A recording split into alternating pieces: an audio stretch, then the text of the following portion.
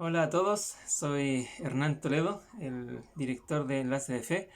En esta ocasión, en vista de varias solicitudes que tuve con el pasar de la semana o los meses y aprovechando la situación eh, que estamos viviendo todos en el hogar, la iglesia en el hogar, acepté esas muchas propuestas para poder compartir también desde nuestro blog, nuestra página, algunos principios del Bensígueme. Vamos a ver cómo resulta esto y si a ustedes les gusta, también según sus reacciones podemos seguir haciéndolo. Hay muchas iniciativas que están haciendo esto mismo en muchos barrios y países, así que les felicito a todos los que lo hacen y acá nos estamos sumando.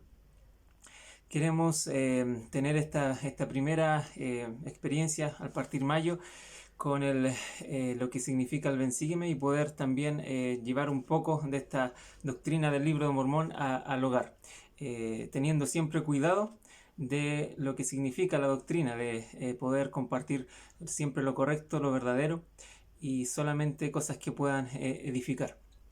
Siempre se van a agradecer sus comentarios y yo sé que, bueno, desde nuestro blog nos están siguiendo bastante de Argentina, Perú, Chile. También tenemos bastantes en Colombia, Venezuela, México, Centroamérica en general e incluso tenemos muchos que están en Utah, que la mayoría de los que hablan en español también nos siguen. Así que gracias a todos por estar siempre pendientes. Incluso hay algunos por ahí de España que siguen nuestra página y nos pidieron también esta iniciativa. Entonces, bueno, bienvenidos a, a lo que es el Bensígueme. Ya todos lo conocen y ahora solamente vamos a utilizar el recurso de la manera en que se está viendo, con la aplicación, con los manuales, usando básicamente los textos aprobados de la iglesia y poder inspirarnos con eso.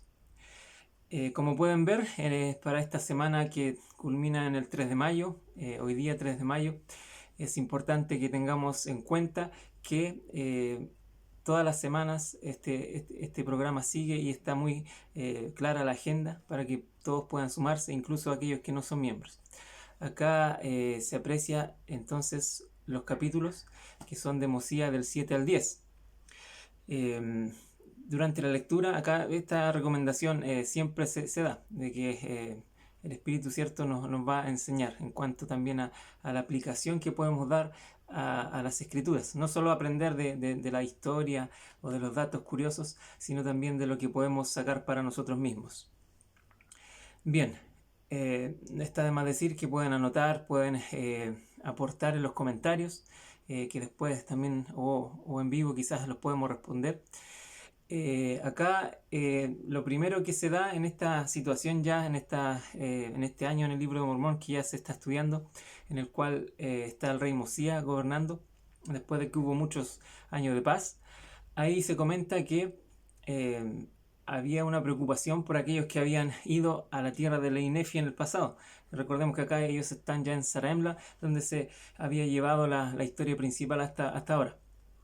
Entonces el manual enseña eso, que básicamente Mosía buscó a Amón, este que fue el líder de esta excursión, no confundir con el otro Amón, y fue entonces a ver qué había pasado con este pueblo. Los encontró y según esta escritura que está acá en Mosía, responde hasta cierto punto la pregunta que tenemos acá de qué pasó con los nefitas en la tierra de Leinefi.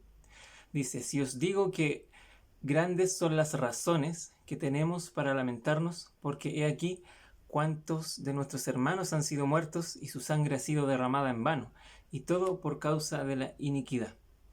Se da entonces como razón principal el hecho de que estén allá bajo esclavitud, bajo un rey lamanita, como causa principal entonces la iniquidad. Es bastante general la escritura, pero más adelante se ve en los mismos versículos de los siguientes capítulos que se refería a la iniquidad de ellos mismos, la iniquidad que ellos tuvieron al no guardar los mandamientos de Dios, lo que causó que el Señor básicamente permitiera esta cautividad al pueblo. Pero no podemos descartar también que esa frase de iniquidad esté hablando un poquito también de la iniquidad misma, la manita de esa época, de aquel pueblo que estaba oprimiendo con un tributo gravoso de soportar, dice la Escritura, a este pueblo. Entonces, en el fondo lo que había pasado con ellos era eso, la iniquidad. Y de aquí podemos sacar una gran enseñanza. Tenemos que una vez, de hecho, escuché a un hermano, lamentablemente, que estaba juzgando precipitadamente a otra persona, pensando y asegurando más que nada que las cosas malas que le pasaban eran solamente porque él era una mala persona. Entonces aquí yo empecé a estudiar más el tema y la verdad es que me encontré con una cita del Elder Hafen, que era de los 70, que es bastante buena para entender esto. Dice: si tienes problemas, no pienses que siempre es culpa tuya. Entonces es bueno que podamos no prejuzgar cuando, por ejemplo, una persona está sufriendo una cautividad espiritual o física o lo que sea, o algún sufrimiento que pudiéramos pensar que es provocado, así naturalmente pensamos, se portó mal, Dios lo castigó. Tratamos de siempre poner esa enseñanza primero, o sea, esa causa primero. Pero acá el Elder está hablando de que no hay que pensar que siempre ese efecto malo o negativo viene a causa de una iniquidad personal. Entonces, buscando un poquito las fuentes de la adversidad, me encontré que en la definición de adversidad de la página oficial de la Iglesia se habla de 4 fuentes de las cuales puede provenir la adversidad y, por supuesto, la aflicción posterior. Entonces, la primera es que nosotros mismos, y esa es la que tratamos siempre mi consejo es que la tratemos de evitar un poco, o en el prejuicio más que nada. Pero en lo personal tratemos también de asegurarnos de que nosotros entendamos que nuestras propias acciones también nos van a dar un efecto, de acuerdo a la acción, al albedrío, al uso correcto o al uso incorrecto. Si me porto mal, como se dice, si me equivoco, si cometo errores, por supuesto, voy a tener un sufrimiento posterior. Lo mismo, si hago cosas buenas que me inspiren y me eleven, por supuesto que voy a tener gozo. La segunda causa es la vida terrenal en sí. El hecho de estar en un lugar imperfecto en el mundo, un lugar en el cual Dios creó un ambiente para que pudiéramos progresar. Por supuesto que hay muchas cosas que van a afligirnos en este planeta. También tenemos un tercer punto, que son los demás. Claramente el Señor no se interpone con el albedrío de las personas, por lo que es importante entender que las decisiones incorrectas de otras personas también pueden causar dolor en mi persona. Finalmente se da como causa de la adversidad también a un amoroso Padre Celestial, dice en la página. Y eso es porque el Padre Celestial también nos prueba y nos ayuda a entender cosas que no podríamos aprender de otra manera, sino es por un poco de dolor, un poco de sufrimiento, que es una enseñanza espiritual para poder refinarnos. Ese es un punto bastante extenso que podemos tratar en muchas otras clases, porque es un tema bastante repetido en el libro de Mormón. Prosiguiendo un poco con el manual, tenemos aquí que dice: a veces somos como esos nefitas cautivos, padecemos por causa de nuestros pecados, sin saber cómo volveremos a obtener paz. Pero también dice que a veces somos como Amón y queremos tender la mano. En el fondo hay dos puntos de comparación. Y es importante que podamos tener, digamos, en la mente esa gran comparación.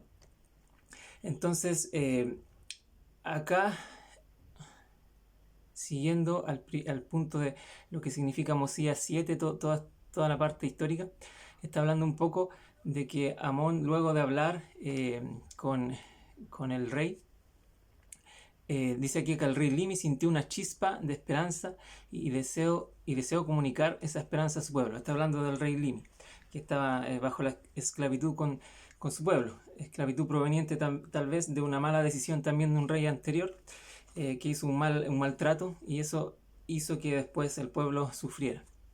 Entonces, acá se sugiere que leamos algunos versículos y fijándonos en lo que Limi dijo a su pueblo para alentarlo.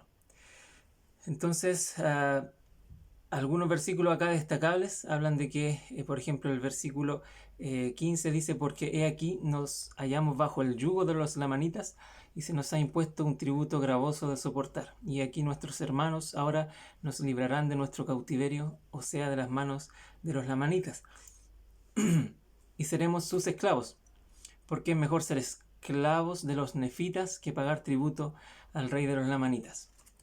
Hay una comparación que en fondo da un poquito pena, porque ninguna opción es tan buena, pero aún así reconocen que es mejor ser esclavos, pero en el lugar correcto.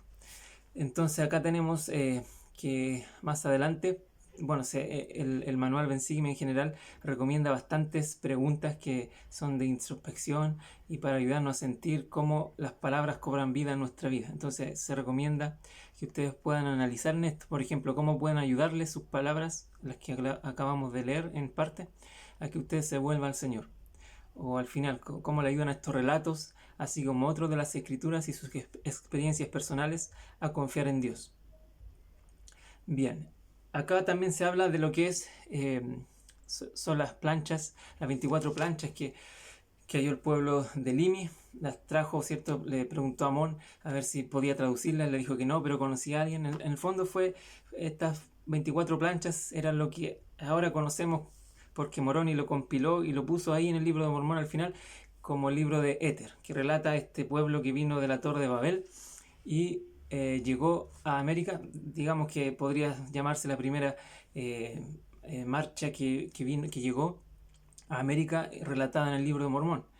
Entonces, no vamos a tocar mucho este tema, pero se trata después también en otros capítulos. Es algo bastante importante. En Mosía 8 es uno de los capítulos más interesantes de Mosía.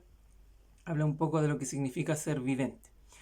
Y acá me acuerdo de inmediato lo que una vez alguien comentó en una de nuestras publicaciones, un poco malintencionadamente, sobre el presidente Nelson, que por qué entonces, si se dice ser profeta o vidente, por qué no previó que iba a haber un coronavirus, iba a haber unas tragedias mundiales, por qué no dijo eso, si es un vidente.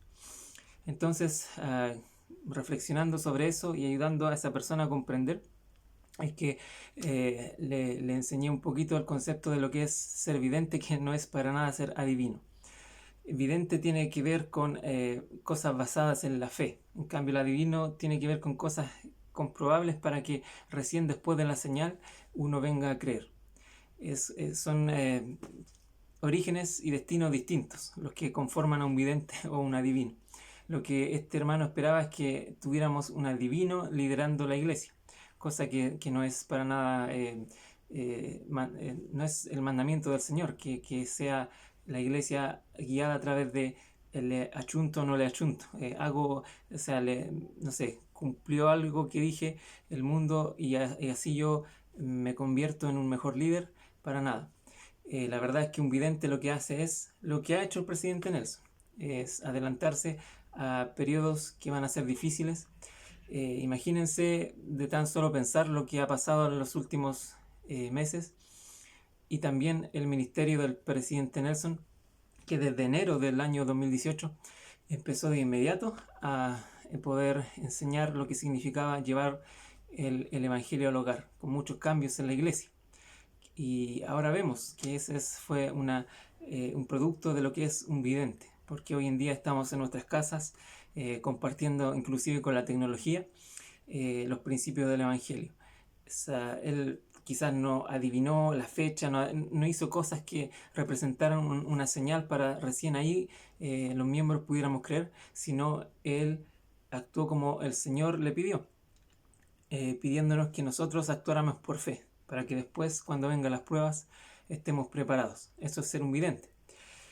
Continuando un poco con el tema, tenemos también a lo que recordemos que en las conferencias generales nosotros siempre sostenemos al presidente Nelson, a los 12, etcétera, en general a los 15 apóstoles, como profetas, videntes y reveladores. Eso es un hecho. Acá más abajo, bueno, hay hartas escrituras que podemos ver que hablan de eso. Por ejemplo, leamos algunas aquí. A ver, tenemos en la definición de vidente en las Escrituras, habla un poquito de eso, una persona autorizada por Dios para ver con los ojos espirituales las cosas que Dios ha escondido del mundo. Ahí hay una especie de filtro que él puede hacer solo para que las personas puedan encontrar por fe el conocimiento correcto, no por una comprobación terrenal.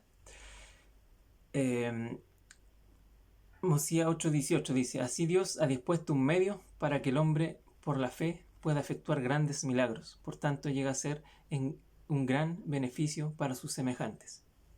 Otro gran propósito que se ve cumplido en una figura de un vidente.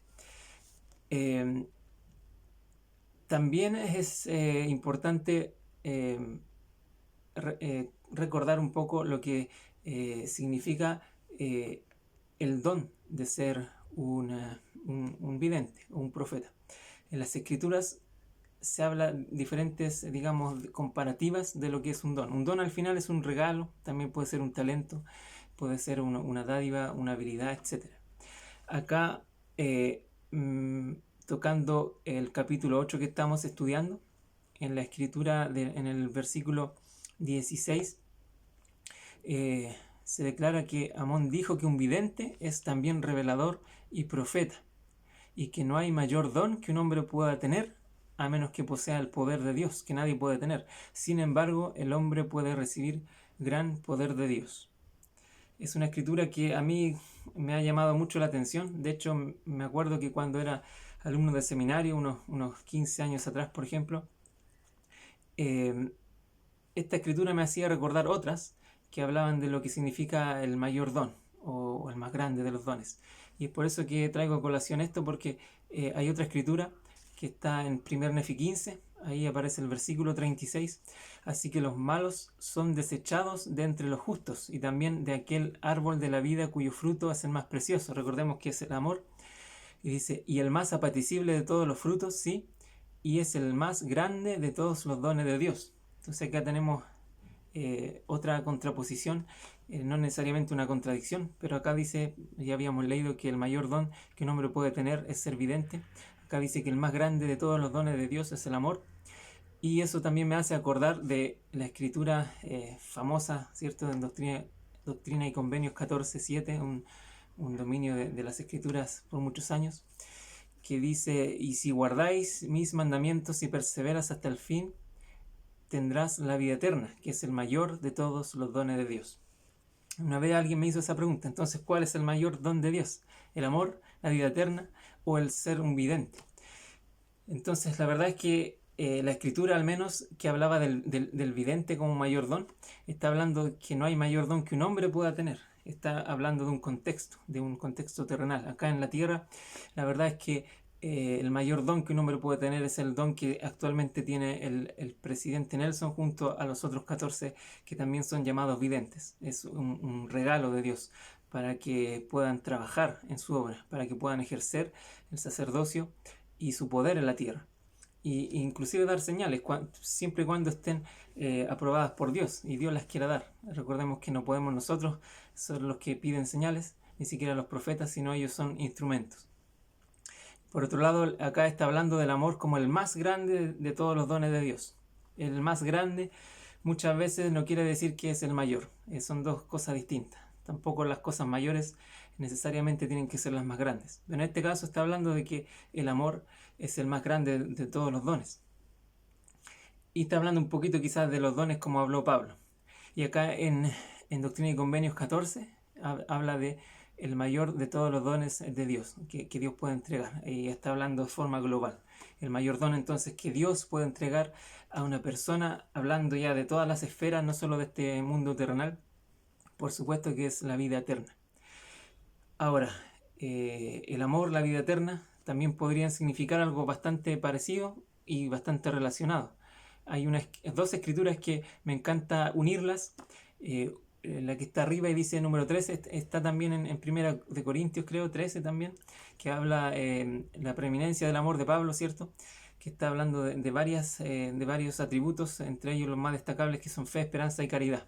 Y él mismo dice, de estas tres, la mayor de ellas es la caridad. el amor.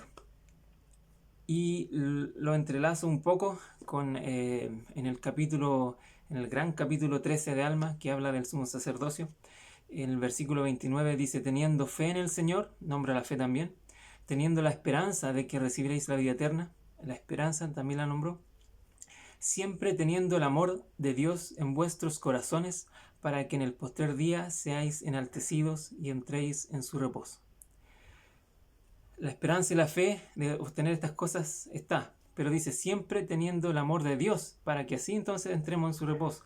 Entonces el gran, no sé si decir requisito, pero la gran prueba de esta vida para obtener la vida eterna es tener siempre ese amor. Y ahí entendemos un poco, nos encaja todo. Podemos saber entonces de que el más grande de todos los dones de Dios es el amor o la vida eterna, porque hay que tener amor para obtener como resultado esa vida eterna, esa exaltación.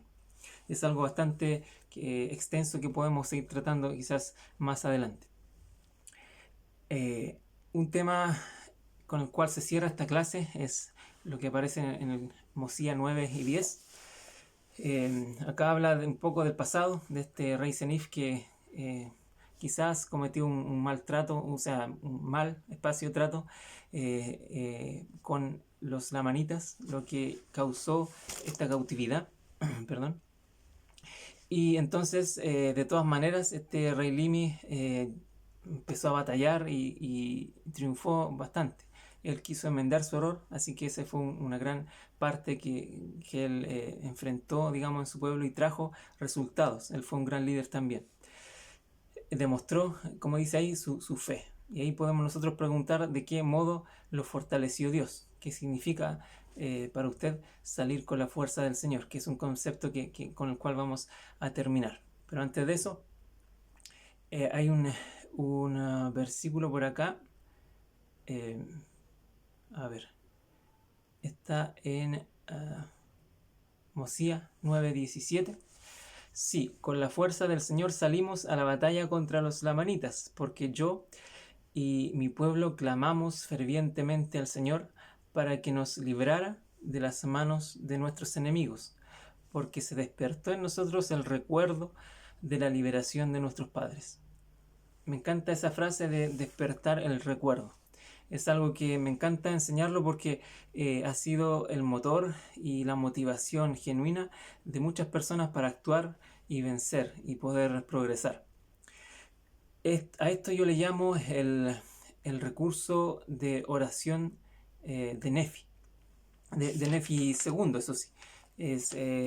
A ver, en el libro de Mormón, para recordar un poco, se habla a grandes rasgos de tres Nefi, ¿cierto? El primer Nefi que describió la primera de Nefi, segunda de Nefi, que es el Nefi hijo de Leí. También tenemos después en el Amán que se habla de otro Nefi, que efectivamente era hijo de Elamán.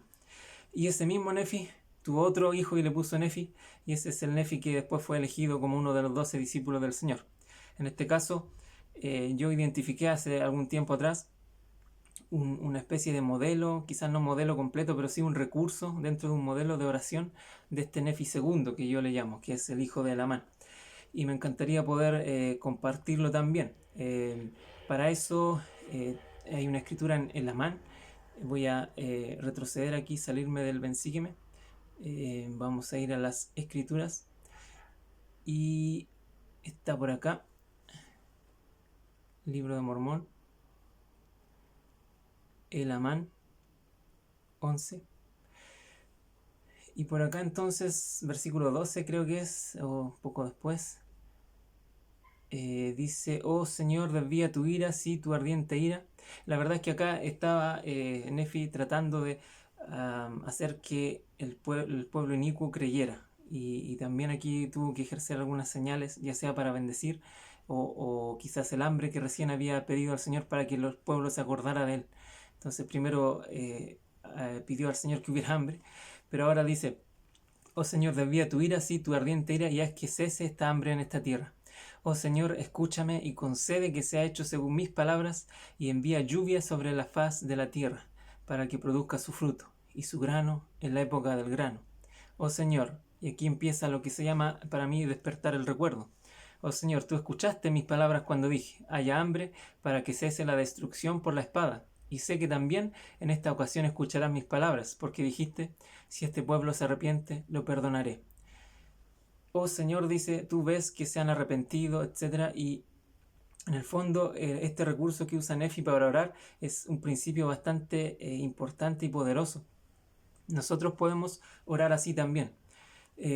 ¿Cuántos de nosotros no hemos sido bendecidos por el Señor de alguna forma? ¿Cuántas veces Él nos entregó una bendición que anhelábamos con mucho fervor?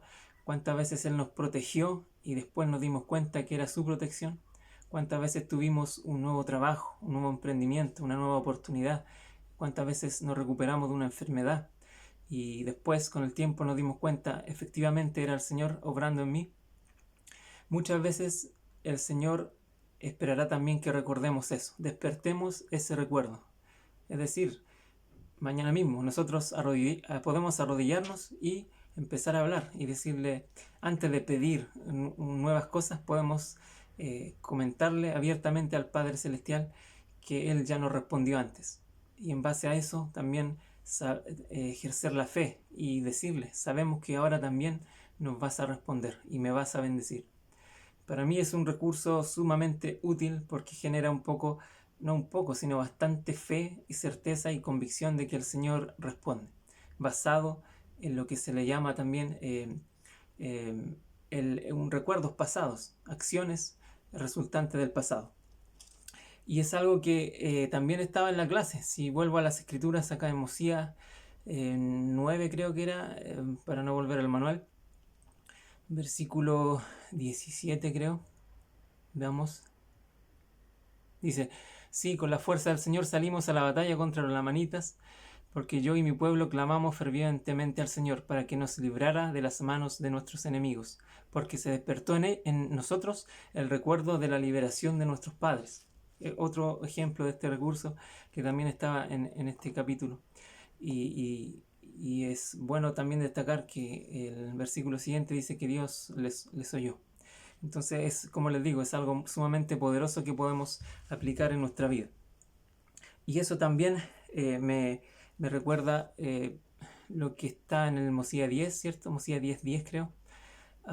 Y con esto vamos terminando. Dice, y aconteció que salimos a la batalla contra los lamanitas, y hasta yo en mi avanzada edad fui a la batalla contra los lamanitas, y ocurrió que salimos a la lid con la fuerza del Señor. Y acá está el concepto de fuerza del Señor, que me hace también recordar otro bastante importante principio, que no sé si se acuerdan ustedes cuando Nefi, el hijo de Leí, empieza a reconocer sus iniquidades en un capítulo que se le llamó el Salmo de Nefi, que está en segundo Nefi 4, debe ser como por ahí por el penúltimo versículo. Sí, dice, oh Señor, en ti he puesto mi confianza y en ti confiaré para siempre. No pondré mi confianza en el brazo de la carne, porque sé que maldito es aquel que confía en el brazo de la carne. Sí, maldito es aquel que pone su confianza en el hombre o hace de la carne su brazo. Me hizo recordar esa escritura porque en el fondo hay dos también puntos de comparación entre los resultados, incluso los esfuerzos que acompañan el estar con el Señor o el estar confiando en el hombre. Cuando en las escrituras se habla de confianza plena, siempre va acompañada de Jesucristo. Tenemos que tener confianza plena en Jesucristo, en su salvación, como el único medio para ser salvo y como el único personaje en todo lo que conocemos que vino a la tierra y estuvo sin mancha. Cuando nos referimos a otras cosas como confiar en el profeta, confiar en el obispo, confiar en los líderes, en los padres, la confianza, aunque sea duro decirlo, no es plena, porque en el fondo el hombre nunca vamos a terminar de conocernos ni siquiera a nosotros mismos. Entonces sabemos que siempre va a haber una opción, un albedrío que nosotros podemos escoger bien o mal. Tratemos siempre de escoger lo correcto. Mientras escogemos lo correcto, somos más confiables, somos más dignos de la confianza del Señor. Es por eso que Nefi, también todos los que vimos hoy día reconocieron que al pelear, al batallar, incluso cuando estamos con la fuerza del Señor, vamos ganando.